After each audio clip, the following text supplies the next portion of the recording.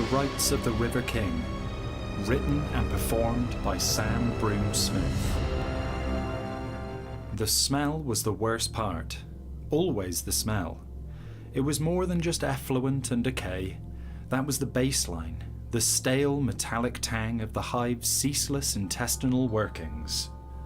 This was the specific concentrated stench of the hog drain delta, a sickly sweet blend of spent machine oil, rancid organic waste from the low-level processing units, and the damp, cloying perfume of 1,000 generations of dead things.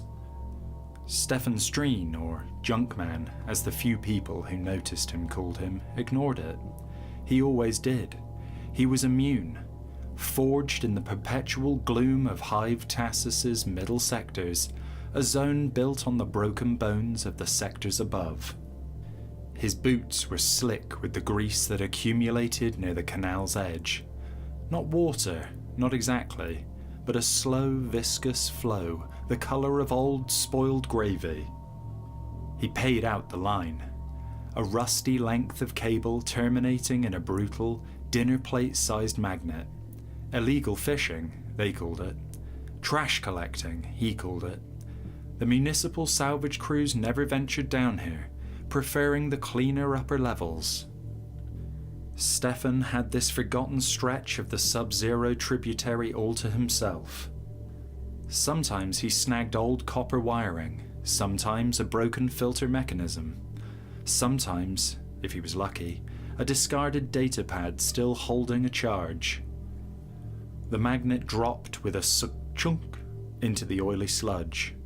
Stefan braced his back against the cold, sweating pipework, a silent prayer to the Emperor, or whatever forgotten saint ruled this dark place, on his lips. He waited. 10 seconds, 30, then the cable went taut. Not with the usual sluggish give of trapped wiring, but with a dead, crushing weight. It felt like the magnet had fused directly to the bedrock. He grunted, hauling on the cable, his knuckles grinding against the rusted spool. Too heavy. Must be a piece of superstructure. He tried again, pulling with a desperate, lung-bursting effort. The sludge at the waterline curdled and parted. Slowly, reluctantly, a shape emerged. It was not rust-pitted girder or broken pipework. It was smooth and unnatural. Stefan blinked, wiping a film of canal grit from his eye. It was a slab, heavy and rectangular, about the size of a man's torso. It was coated in the tributary's thick, dark film, but even the grease couldn't hide the material beneath. A dense, dark stone, impossibly deep black, as if it had swallowed the light of this low-level environment. He dragged it fully onto the bank. It lay there, inert, glistening, radiating an unnatural cold that cut through the grime on his gloves. He spat onto the ground beside it and nudged it with his toe. Then he saw the marks. He wiped the oil away with the cuff of his coat, revealing etchings scored deeply into the obsidian-like surface. They weren't Imperial High Gothic, or even the rough Mechanicus binary he occasionally encountered.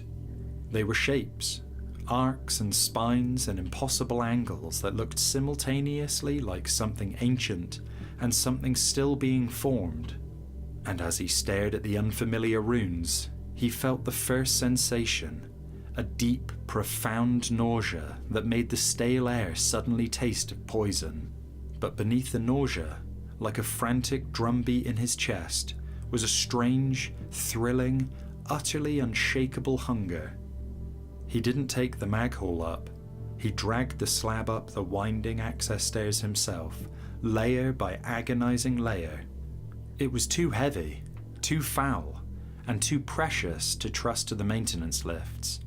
Every echoing footstep in the deserted stairwell felt like a declaration, every panting breath a betrayal. Someone, he was sure, was watching. Someone knew what he had found. Stefan's Hab unit, Unit B114, a concrete shoebox he paid for with most of his weekly scrip, was on the 4th level of a forgotten conduit stack. He slammed the ferroplastic door shut, bolted the heavy magnetic lock, and leaned against the cold metal, sucking air into his burning lungs. The slab dropped onto the threadbare synth carpet with a sickening heavy thud. He spent the next hour cleaning it. As the dark, smooth surface of the stone was revealed, the runes seemed to grow sharper, less random. They were not carved.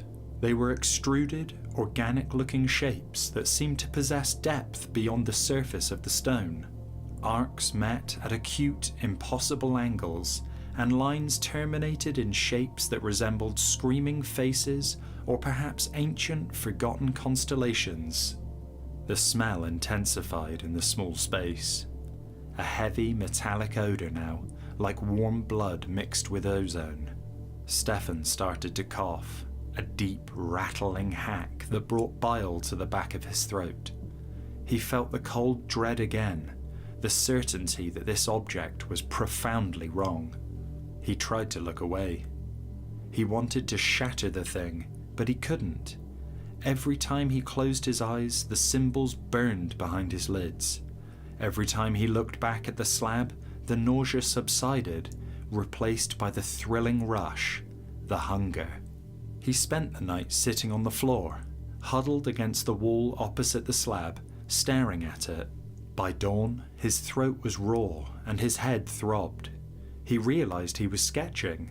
With a piece of charcoal salvaged from a repair kit, he was compulsively drawing the runes on the cold, exposed concrete of his own wall.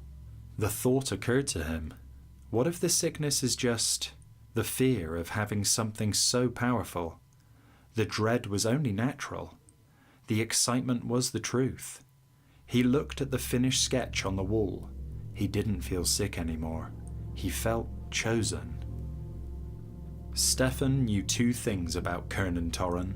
He drank too much ration grain liquor, and he was the only person in the stack who didn't look at Stefan like a pile of spent lubricant. Kernan lived 3 levels down, and was the closest thing Stefan had to a comrade. He hammered on the door to Kernan's unit. "I've got something, Kernan! Something amazing! Something you need to see!" He pulled Kernan by the arm, dragging him up the 3 flights. The moment Kernan stumbled into Unit B114, he saw the slab. "What in the name of the throne is that?" Kernan murmured, his usual cynical tone replaced by a jarring, uncomfortable awe. He walked forward and knelt before the artifact. Kernan ran the tip of his finger over one of the central runes. As he did, a bead of perspiration tracked a slow path down Kernan's temple. "It talks to me," Kernan whispered. "It doesn't talk in words, Stefan. It talks in shape. It's history. All of it." "You feel it, don't you?" Stefan asked. "The truth." Kernan stood up slowly, swaying slightly. "I have to go make the symbols," he announced. His eyes meeting Stefan's. There was a sudden terrifying emptiness in Kernan's gaze. "They need to be made. They need space." Later that day, Stefan went to check on his friend. Kernan was sitting on the floor of the main corridor, surrounded by discarded strips of metal. He had carved the shape of the largest rune onto the concrete wall beside his door. A thin, dark line of blood trailed from his left arm.